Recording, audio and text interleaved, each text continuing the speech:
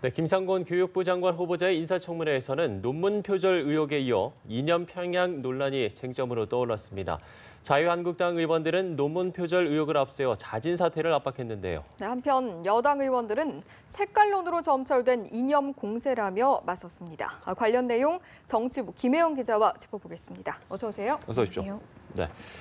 오전에 난항을 거듭했던 청문회가 오후에 2시에 다시 열렸는데 일단 김 후보자의 이념 편향성 논란을 두고 상당히 치열한 설전이 벌어졌다고요. 네, 그렇습니다. 말씀하신 것처럼 김 후보자의 이념 편향성 논란을 두고 야당은 파상 공세를 계속 이어갔고요. 그리고 여당은 적극적으로 방어에 나섰습니다. 예.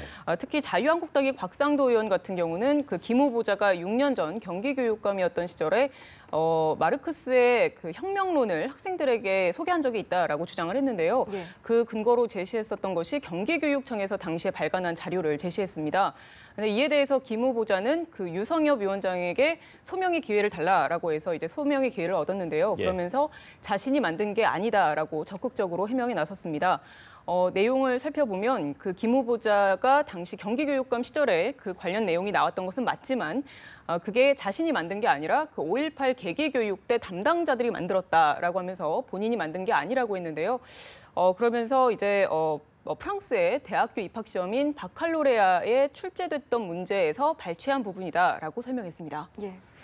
이 문제와 관련해서 자유한국당에서도 좀 적극 공세에 나섰지만 후보자 본인도 굉장히 적극적으로 해명에 나섰거든요. 이 질의와 응답 좀 어떤 내용이 오갔나요? 네, 말씀하신 것처럼 일단 한국당 의원들은 사실상 김 후보자가 사회주의자다라고 이렇게 몰아붙였습니다. 예.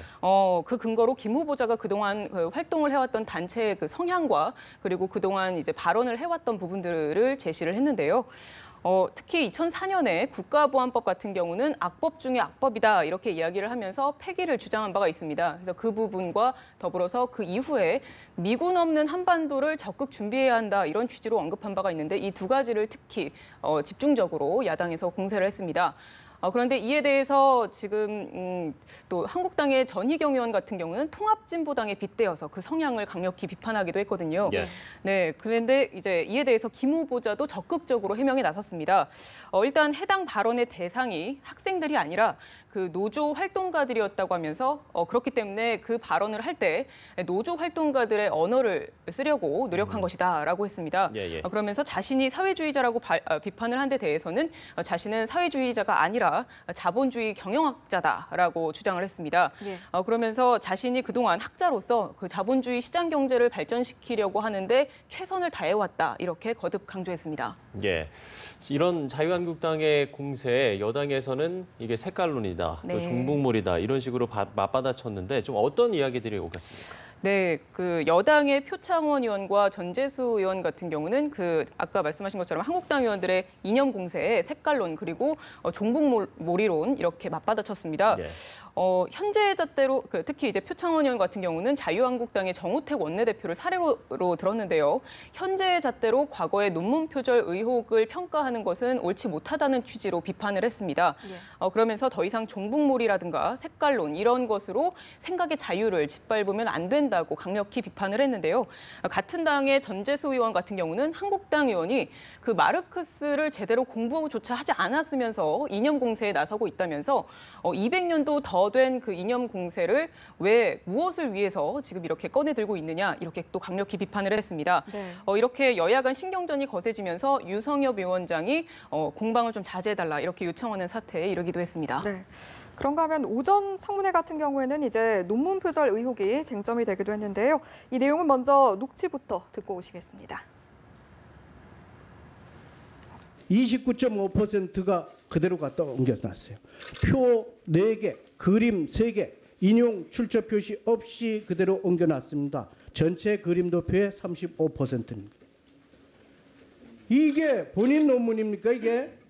제 논문이 한국과 일본과 미국의 사례를 비교 연구하는 것이라서 자, 위증하시면 안 됩니다. 저는 전혀 부끄러워할 사안이 없습니다. 과거 표절이 논란이 됐던 공직 후보자들이 어떻게 됐습니까? 네, 어떻게 돼 있습니까?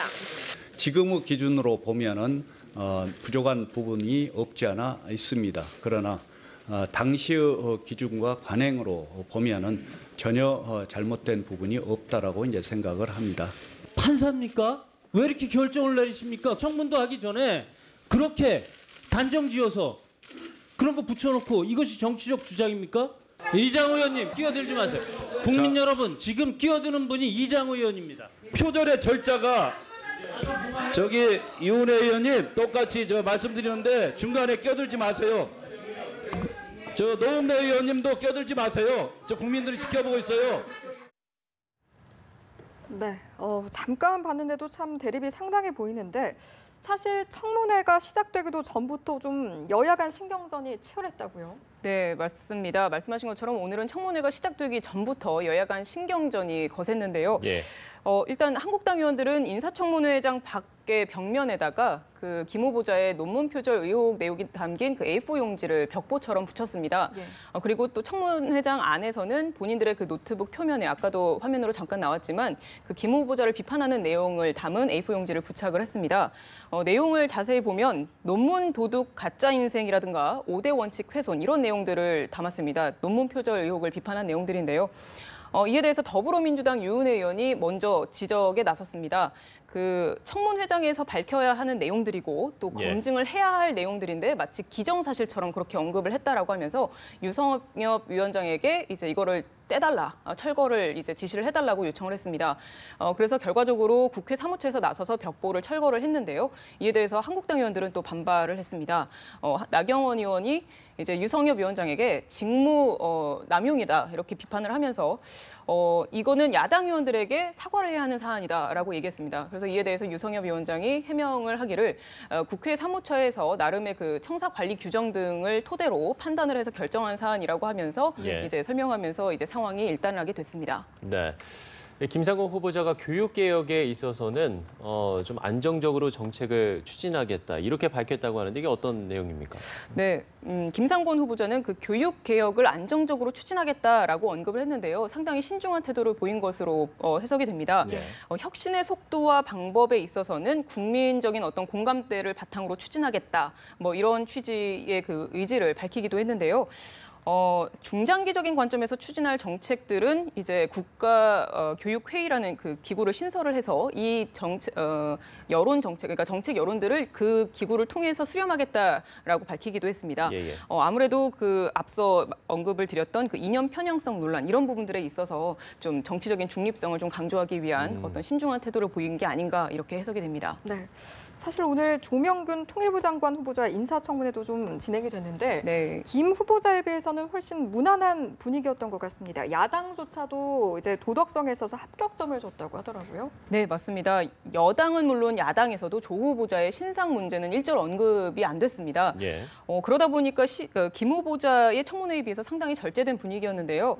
국민의당 최경환 의원이나 또 바른정당 김무성 의원도 조 후보자의 도덕성에 흠잡을 데가 없다 이렇게 평가를 내리기도 했습니다. 그리고 돈 문제를 비롯해서 어떤 결점이 없다라는 의미로 산무 후보자다라는 표현까지 나오기도 했습니다. 다만 여야는 대북 정책에 있어서는 어떤 대립하는 모습을 보였는데요. 개성공단과 금강산 관광재개에 대해서 여당은 적극적으로 추진해야 한다는 기존의 입장을 밝혔고요. 야당은 대북 제재 국면이라는 점을 감안을 해서 이제 예. 신중하게 대응을 해야 한다라고 조 후보자에게 주문을 했습니다. 조 후보자는 이와 관련해서 가능한 모든 수단을 동원을 해서 과감하고 또 실용적인 북핵 해법이 필요하다 이렇게 언급을 했는데요. 그러면서 북한의 도발과 위협에는 단호하게 대처를 하되 남북 간의 대화 채널을 복원하는 방안을 모색하겠다 이렇게 언급했습니다. 네, 그렇군요. 알겠습니다. 오늘 김상곤 후보자 또 조명균 후보자 인사청문회 이야기 나눠봤습니다. 네, 정치부의 김혜영 기자였습니다. 수고하셨습니다. 고맙습니다.